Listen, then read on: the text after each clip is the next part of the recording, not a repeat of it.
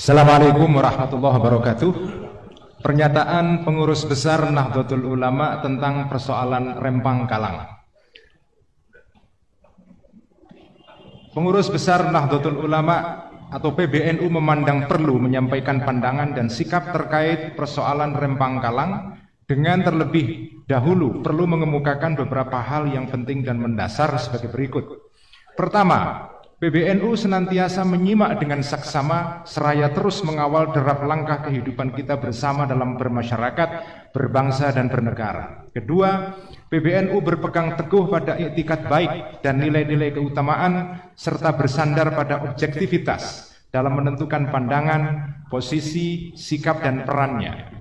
Dan ketiga, PBNU selalu mendorong berbagai pihak agar mengutamakan musyawarah atau syuro dalam mencari jalan keluar bagi persoalan hidup bersama.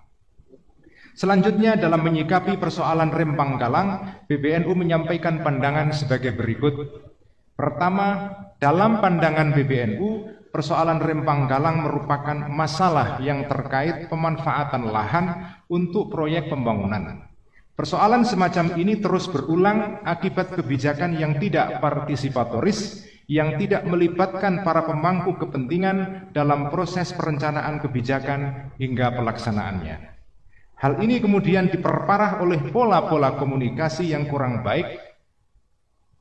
PBNU meminta dengan sungguh-sungguh kepada pemerintah agar mengutamakan musyawarah atau syuro dan menghindarkan pendekatan koersif.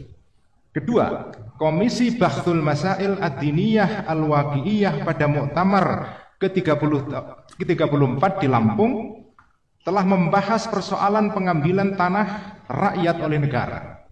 PBNU berpandangan bahwa tanah yang sudah dikelola oleh rakyat selama bertahun-tahun, baik melalui proses iqta' atau redistribusi lahan oleh pemerintah atau ikhya pengelolaan lahan, maka hukum pengambil alihan tanah tersebut oleh pemerintah adalah haram.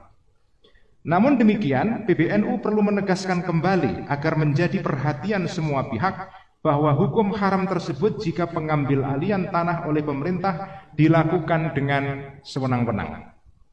Hasil Bahthul Masail tersebut tidak serta-merta dapat dimaknai menghilangkan fungsi sosial dari tanah sebagaimana telah diatur dalam peraturan perundang-undangan dan konstitusi kita.